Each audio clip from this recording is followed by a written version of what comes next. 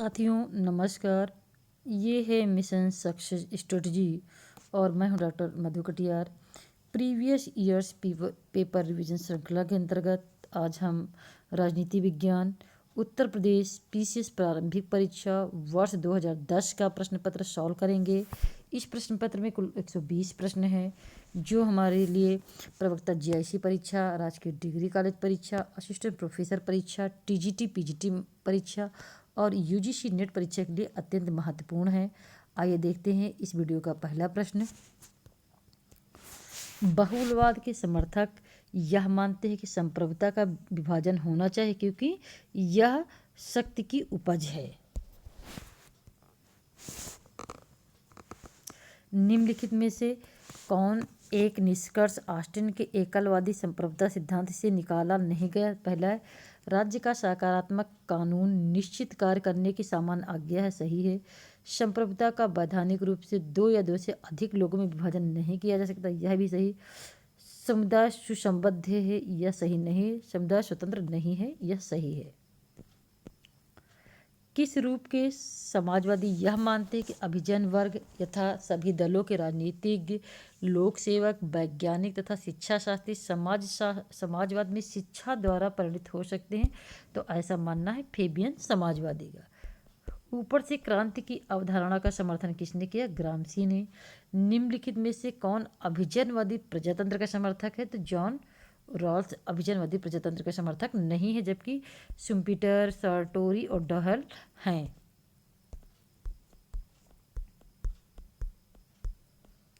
Rousseau के अनुसार प्राकृतिक अवस्था के प्रारंभिक चरण में मनुष्य का जीवन अत्यंत सादा एवं सुखी था, संपत्ति के विकास के, किंतु बाद में भ्रष्ट हो गए। किसके कारण? संपत्ति के विकास के कारण।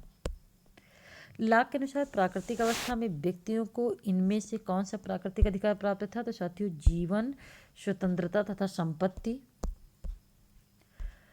किसी राज्य का सकारात्मक कानून कोई कार्य करने की सामान्य आज्ञा है। संप्रभु स्वतंत्र है, तो कथन और कारण दोनों सही है और कारण कथन की सही व्याख्या कर रहा है। रूसो के अनुसार प्राकृतिक अवस्था से नागरिक समाज में स्थानांतरण का एक उल्लेखनीय परिवर्तन यह है कि यह मूल वृत्ति के स्थान पर न्याय का प्रतिस्थापन करता है। जॉन लॉक नैसर्गिक अधिकार सिद्धांत का प्रतिपादक माना जाता है। उसके अतिरिक्त कौन नैसर्गिक अधिकार को अहस्तांतरणीय मानता है? तो ये मानते हैं थॉमस जेफरसन।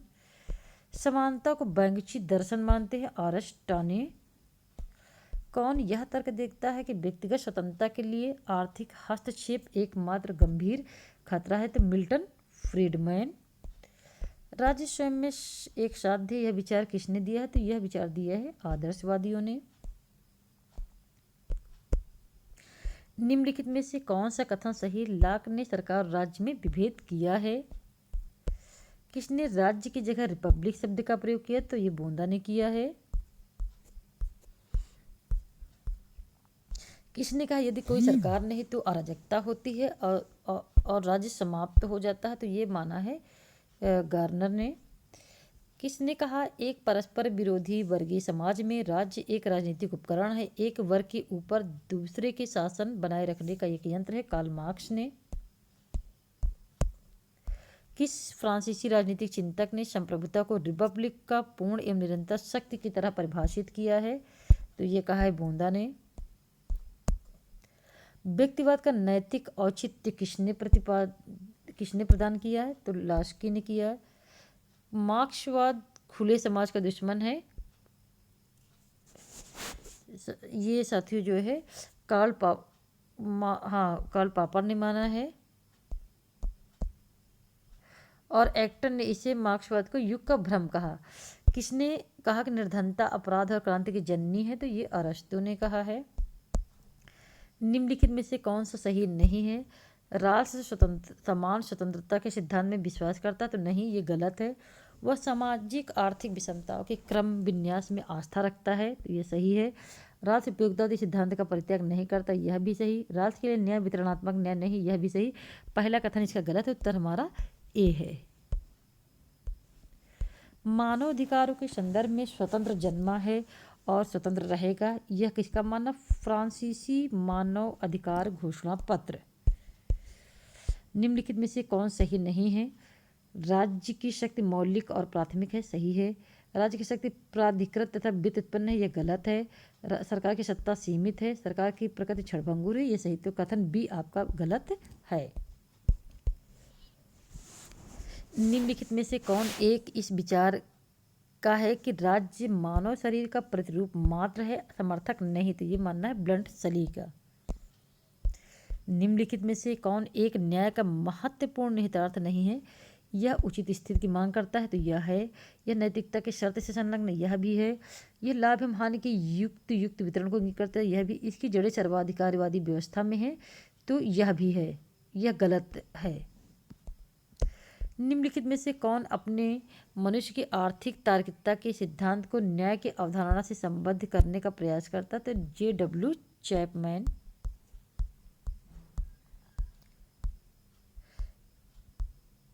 प्राकृतिक अधिकारों के सिद्धांत का महत्व कम हो गया, सकारात्मक उदारवाद के विकासीकरण। निम्नलिखित में से कौन यह मत व्यक्त करता है कि संपत्ति इच्छा पूर्ति के लिए आवश्यक है? C.B. मैकफर्सन। किसने कहा संपत्ति चोरी का परिणाम है? तो साथियों ये सब मानना है पोद्रा का। निम्नलिखित में से किसने संसदीय व्यवस्था की यह परिभाषा दी कि संसदात्मक व्यवस्था शासन के सामयिक मूल्यांकन के साथ साथ दिन प्रतिदिन के मूल्यांकन का भी अवसर प्रदान करती है? तो B.R. अम्बेडकर। निम्नलिखित में से मार्क्स के अनुसार कौन ऐतिहासिक प्रवर्तन का प्रमुख कारक है? तो वर्ग है। निम्नलिखित में से कौन राष्ट्र को मानवता का कृत्रिम विभाजन मानता है? तो समाजवादी मानते हैं। कौन सा कथन सही? क्रांतिकारी समाजवाद उदारवाद है। तो पहला कथन गलत है। क्रांतिकारी समाजवाद फेबिनवाद, ये भी गलत है। क्रांतिकारी समाजवाद संघ समाजवाद है। क्रांतिकारी समाजवाद साम्यवाद है, यह सही है। राज्यों को गुणों की साझेदारी मानते हैं, प्लेटो।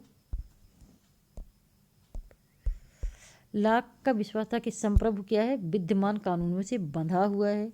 किसने सामाजिक समता सिद्धांत की घटिया इतिहास, घटिया दर्शन तथा घटिया विधि के रूप में आलोचना की? तो हेनरी मेन ने। राज्य एक पूर्ण रूपेण तार्किकता है, यह दृष्टिकोण किसके द्वारा व्यक्त किया गया? हीगल के द्वारा। यहाँ पे रचनाएं मिलानी है, तो हेक की जो रचना है वो द कॉन्स्टिट्यूशन ऑफ लिबर्टी है। W. फ्रीडमैन की रचना है जो है लॉ इन चेंजिंग सोसाइटी। हिशनर तथा हर्बोल्ड की रचना है the pattern of modern state. और आर्थर रोजनबर्ग की डेमोक्रेसी एंड सोशलिज्म।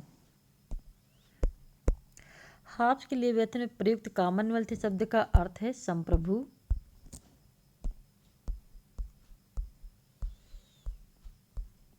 रूसो के सामाजिक समझौते के बारे में क्या सत्य है? तो ये है मनुष्य नागरिक स्वतंत्रता प्राप्त करता है। ग्रामसी के अनुसार राज्य एक वर्ग द्वारा दूसरे वर्ग पर आधिपत्य के कारण अस्तित्व में आया है। आधिपत्य का सबसे महत्वपूर्ण पक्ष क्या है? तो सबसे महत्वपूर्ण पक्ष शासक वर्ग का बौद्धिक एवं नैतिक नेतृत्व है। निम्नलिखित में से कौन मार्क्सवादी विचारक द ईगल ऑफ रिवॉल्यूशन के नाम से जाना जाता है? तो लग्जमबर्ग जाने जाते हैं। इस अवधारणा से पूंजीवाद से समाजवाद की उत्पत्ति नहीं हो सकती है, किसका नाम संबंध है? तो हैबरमास का। निम्नलिखित में से कौन समुदायवादी नहीं? तो देखिए मैकेंटायर हैं, वाल्जियर हैं, शेल्डर हैं और पापर नहीं हैं। निम्नलिखित में किसने अधिरचना का सिद्धांतकार माना? तो ये माना जाता है ग्रामसी को। निम्नलिखित में से कौन सा एक political parties a sociological study of the oligarchical tendencies of modern democracy के लेखक हैं? तो ये रचना है रॉबर्ट मिचेल की।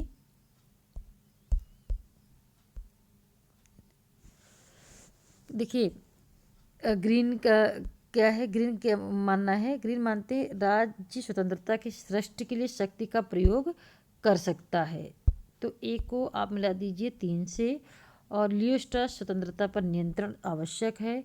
स्पेंसर जो है मानते हैं कि कानून को पाप तथा विधायक को पापी समझता है। बेंथम राज्य के विधिशास्त्री सिद्धांत का समर्थक है। निम्नलिखित में से कौन एक वोट देने की पद्धति भेददर्शी वोट पद्धति के रूप में जानी जाती है? तो बहुल वोट पद्धति जो है भेददर्शी वोट पद्धति के रूप में जानी जाती है।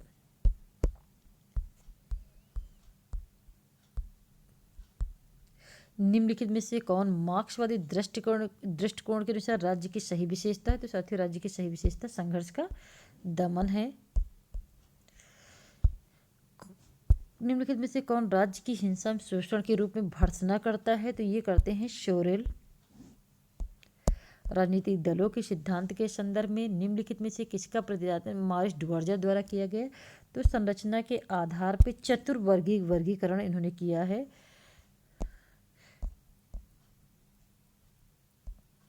और इनके जो है जो इसके कौन से भाग हैं देखिए, जुंडकी, शाखा, प्रकोष्ठ और सैनिक दस्ते। निम्नलिखित में से कौन सा एक कथन सही है? तो कुछ दबाव समूह अस्थायी होते हैं जबकि कुछ स्थायी होते हैं, यह सही है।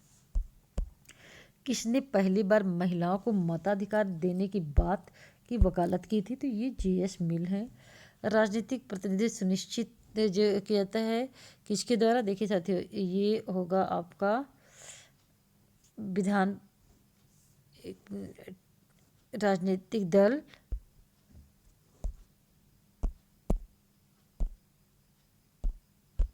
विधायिका और संविधान। राजनीतिक दलों के दोषों के संबंध में क्या गलत है? वे राजनीतिक पक्षपात को प्रोत्साहित करते हैं, वे एक व्यक्ति के विचाराभिव्यक्ति की स्वतंत्रता का हनन करते हैं, वे शक्ति प्रथा को कठोरता से तोड़ते हैं, ये गलत है। वे लोगों को बांटते हैं, यह भी सही है। यह दृष्टिकोण की सरकारें एक निश्चित चक्र के अनुसार परिवर्तित होती हैं। किसने व्यक्त किया है साथियों? तो ये अरस्तु ने व्यक्त किया है। निम्नांकित में से कौन संविधान के सिद्धांत से संबंधित नहीं है? राजनीतिक पद्धति का ढांचा है, कानून का शासन है, शक्ति को परिभाषित मर्यादित करना, यह भी है। गतिहीन दस्तावेज नहीं है। निम्नांकित में से कौन संवैधानिक सरकार से संबंधित नहीं है? तो श्रेणीबद्ध तंत्र सरकार नहीं, जबकि संविदा सरकार, अध्यक्षात्मक सरकार, संघीय सरकार संबंधित है। एकात्मक तथा संघात्मक सरकार, यह किसका कथन कि योजना आयोग ने संघवाद को निरस्त कर दिया? तो ये कथन है अशोक चंद्रा का मत है।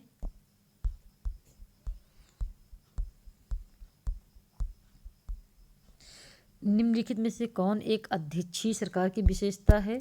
तो शक्ति पृथक्करण है। अध्यक्षीय सरकार में क्या होता है? राष्ट्रपति जनता के प्रति उत्तरदायी होता है। भारतीय संसद राजनीतिक प्रणाली का केंद्र है, तो कथन बिल्कुल सही है। भारतीय संविधान संसद को सर्वोपरि शक्तियां देता है, तो यह गलत है। 1906 में स्थापित मुस्लिम लीग की नीति में निम्नलिखित में से कौन से उद्देश्य सम्मिलित नहीं थे? तो साथियों, द्विराष्ट्र सिद्धांत, भारत का सांप्रदायिक विभाजन और पृथक पाकिस्तान की मांग, ये कोई भी उसमें पहले सम्मिलित नहीं था, ये बाद में सम्मिलित हुए हैं। गांधी इरविन समझौते के हस्ताक्षरित होने में किसकी महत्वपूर्ण भूमिका थी? तो साथियों, ये सर तेज बहादुर सप्रू की महत्वपूर्ण भूमिका थी। किसने ब्रिटिश सामग्री के 1858 की घोषणा को मैग्ना कार्टा की संज्ञा दी थी? दादा भाई नौरोजी ने। कैबिनेट मिशन द्वारा प्रस्तावित अंतरिम सरकार में कुल कितने सदस्य थे? तो 14 सदस्य थे। जयकर, केलकर तथा मुंजे के नेतृत्व वाली रिस्पॉन्सिव को ऑपरेशनलिस्ट पार्टी किस एक पार्टी का गुट थी? तो यह साथियों, ये स्वराज पार्टी का गुट थी। कांग्रेस ने किस वर्ष में संघ को इसके राजनीतिक रूप में भारत के लिए स्वीकार किया था? तो 1929 में। कथन और कारण, 1934 में गांधी जी ने सबने अवज्ञा आंदोलन वापस ले लिया था, सही है। सांप्रदायिक दबाव के कारण उन्होंने इसे वापस लिया। देखिए, कथन तो सही है लेकिन कारण इसका गलत है।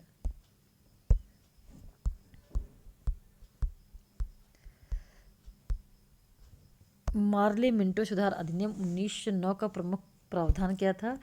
केंद्रीय विधान परिषद में निर्वाचित सदस्यों को स्थान नहीं, तो ये गलत है।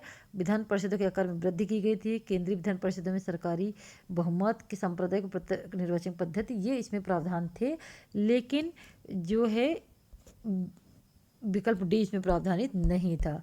कैबिनेट मिशन योजना 1946 में भारत के लिए प्रस्तावित किया था। तो क्या प्रस्तावित किया था? कमजोर शक्ति सहित संघात्मक सरकार। उपराष्ट्रपति के निर्वाचन से उत्पन्न किसी विवाद का विनिश्चय किया जाता है तो उच्चतम न्यायालय द्वारा किया जाता है। दोनों के ही करता है, वो राष्ट्रपति और उपराष्ट्रपति दोनों से संबंधित।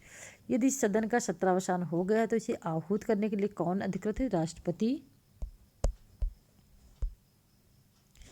संविधान की 11वीं अनुसूची के अनुसार पंचायत के क्षेत्राधिकार में कुल कितने विषय हैं? तो देखिए, जो ग्रामीण पंचायत है उसके अंतर्गत 29 हैं, और जो आपका अनुसूची 12 के तहत नगरीय पंचायत है उसके अंतर्गत जो है आपके 18 विषय हैं। संसद में शून्य प्रहर के संबंध में कौन सा कथन सही नहीं है? तो प्रत्येक संसदीय नियमों में शून्य प्रहर का कोई उल्लेख नहीं है, सही है। वह दोपहर 12 बजे से शुरू होता है, जो दिन का शून्य प्रहर होता है, यह भी सही है। शून्य काल के बाद दोनों सदनों में घटित समय को प्रायः शून्य प्रहर के नाम से जाना जाता है, यह भी सही। प्रत्येक व्यक्ति को यह ज्ञात रहता है कि इस समय क्या घटित हो सकता है, सरकार के खिलाफ कौन सा प्रहार किया जा सकता है, तो यह गलत है। विधि के शासन का सार तत्व भारतीय संविधान में प्रदत्त निम्नलिखित मौलिक अधिकारों में से पाया जाता है, तो क्या पाता है? समानता का अधिकार।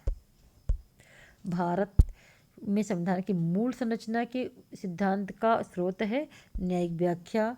छठी अनुसूची के बंद में किस राज्य में लागू नहीं होंगे? देखिए, मेघालय, त्रिपुरा और मिजोरम में लागू होंगे, लेकिन गोवा में लागू नहीं होंगे। इसको आप शॉर्ट में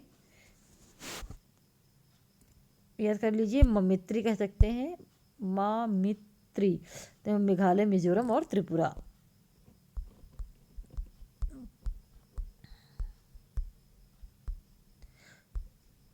संविधान का 73वां संशोधन राज्य के एक नीति निषेध तत्व को लागू करने के लिए किया गया था, जो संबंधित है अनुच्छेद 40 से। अनुच्छेद 40 में पंचायती राज की बात कही गई।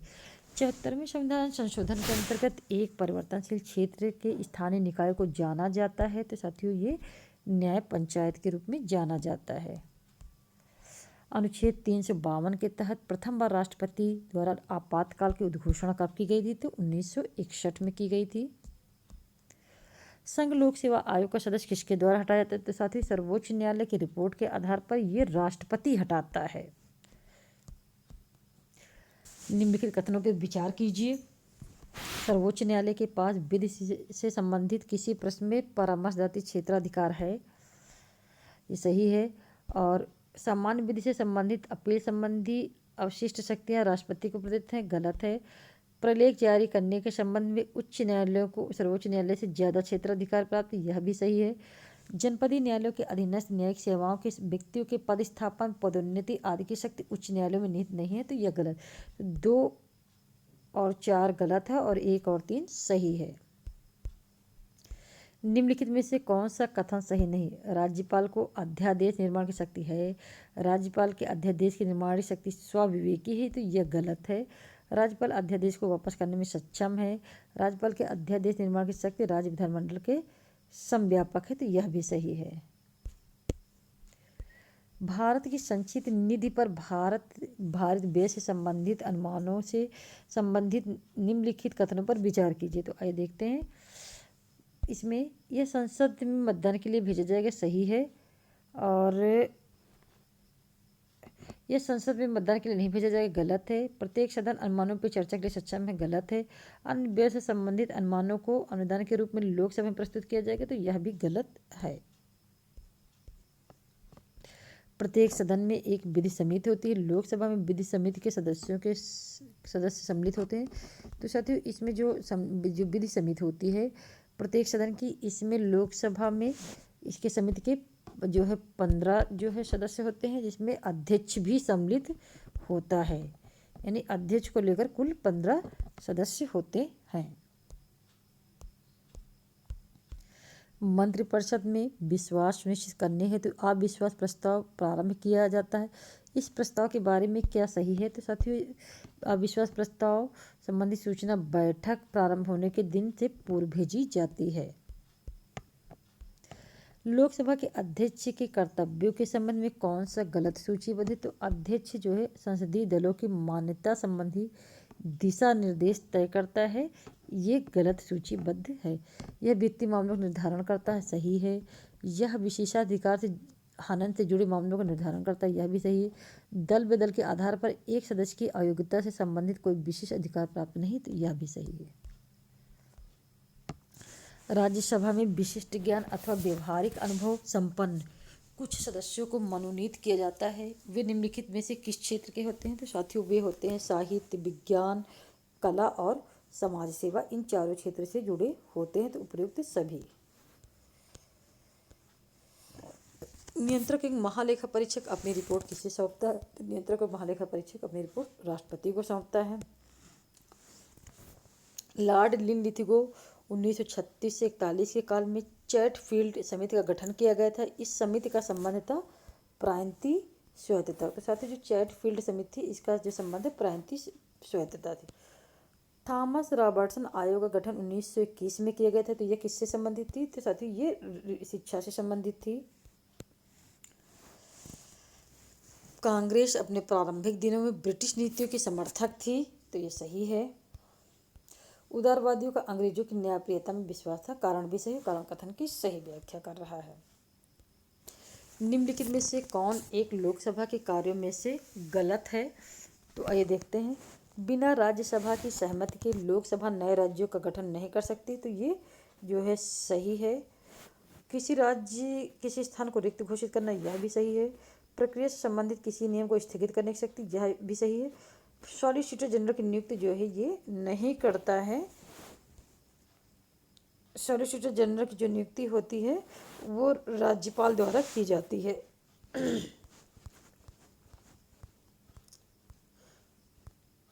राज्यपाल के समक्ष विधानसभा में बहुमत सिद्ध करने के लिए विधायकों की परेड परंपरा प्रथम बार कब प्रारंभ हुई थी?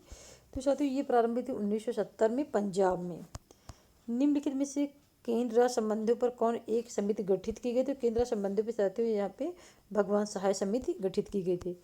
किस समिति की अनुशंसा पे भारतीय संविधान के 73वें संशोधन को जो है पारित किया गया? तो थुंगन समिति के उस पर जो है इसको पारित किया गया था। निम्नलिखित में से कौन संविधान सभा का एक गैर कांग्रेसी सदस्य था? तो BR अम्बेडकर थे। निम्नलिखित में से कौन संसद में गैर सरकारी सदस्य कहा जाता है? तो विरोधी दल के जो है सांसद जो है गैर सरकारी सदस्य कहे जाते हैं। किसी उच्च न्यायालय के क्षेत्राधिकार के अंतर्गत सबसे अधिक राज्य आते हैं? तो वो पहले गुवाहाटी के अंतर्गत आते थे। निम्नलिखित में से किस समिति ने भारतीय संविधान में मौलिक कर्तव्यों को समाविष्ट करने की जो है संस्तुति की थी? तो साथियों स्वर्ण सिंह समिति ने जो है संस्तुति की थी। कोई विधेयक प्रवर समिति को कब भेजा जाता है? द्वितीय वाचन के बाद भेजा जाता है।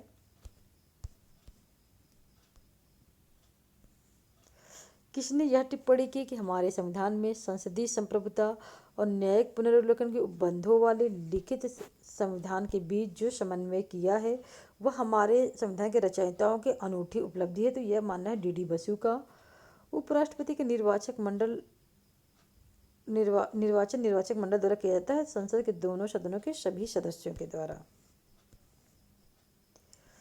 भारत का संविधान एक ऐसी शासन व्यवस्था की स्थापना करता है जिसमें संघवाद तथा एकात्मवाद दोनों के लक्षण समाहित हैं। तो ये कथन तो बिल्कुल सही है। संविधान के अंतर्गत आवश्यक शक्ति संघ का निर्माण करने वाली इकाइयों का प्रदान है? तो यह गलत है। संविधान के किस अनुच्छेद के अंतर्गत 6 से 14 वर्ष के बच्चों की शिक्षा मौलिक अधिकार बन गई? तो साथियों ये 86वें संविधान संशोधन द्वारा जो है 6 से 14 वर्ष के बच्चों को जो है शिक्षा के अधिकार को मौलिक अधिकार बनाया गया। संविधान के किस धारा के अनुसार केंद्रीय सरकार नए राज्यों का गठन कर सकती है? तो ये धारा 3 के अनुसार।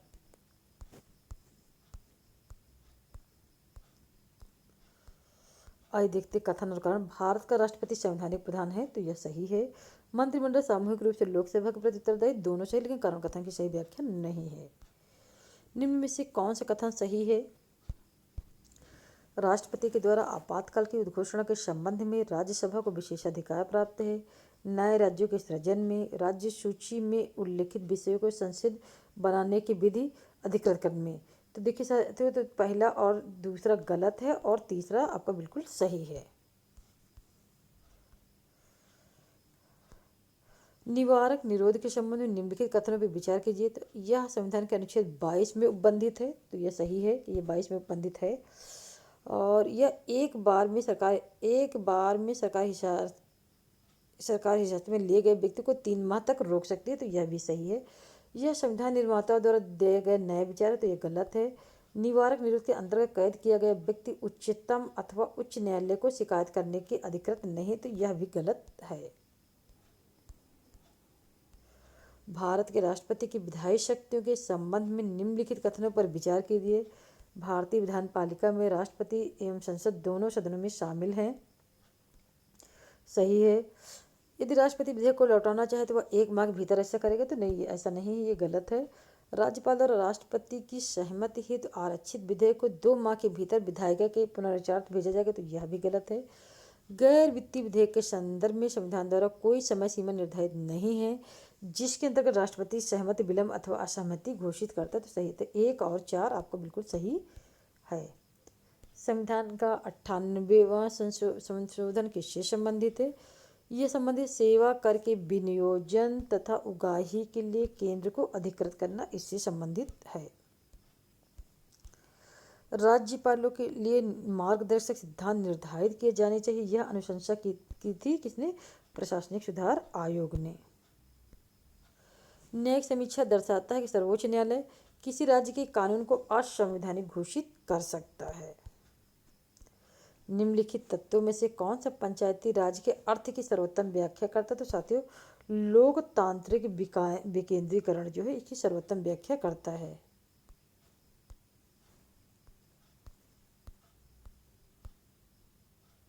और जो है इसमें कोर्ट में चुनना है, तो साथियों लोकतांत्रिक विकेंद्रीकरण और सांप्रदायिक विकास योजनाओं में पंचायतों की सक्रिय भागीदारी, ये इसके जो है पंचायती राज को सही अर्थ प्रदान करता है। प्रजातंत्र के अनुभवात्मक सिद्धांत के बारे में क्या सही है? तो यह शास्त्रीय सिद्धांत का रूपांतरण है। यह शास्त्रीय सिद्धांत का रूपांतरण है। प्रजातांत्रिक सिद्धांत उन परिस्थितियों को प्रदान करता है जिसमें समाज के सभी सदस्यों के आवश्यक मानवीय सामर्थ्यों का स्वतंत्र एवं पूर्ण विकास हो। यह दृष्टिकोण व्यक्त किया गया, तो यह C.B. मैकफर्सन द्वारा व्यक्त किया गया। निम्नलिखित में से किसने प्रत्यक्ष प्रजातंत्र का समर्थन किया है? ये किया है रूसो ने। और इस वीडियो का अंतिम प्रश्न, GDH कोल के अनुसार निम्नलिखित में से कौन एक श्रम की निम्नतर स्थिति को रेखांकित करता है? तो यह करता है बीमारी की स्थिति में भी भुगतान। और इसी के साथ साथियों यह वीडियो समाप्त हुआ। हमारा वीडियो कैसा लगा हमें ज़रूर बताइए। वीडियो को लाइक कीजिए, कमेंट कीजिए और शेयर कीजिए, और हमारे चैनल को सब्सक्राइब कीजिए। धन्यवाद।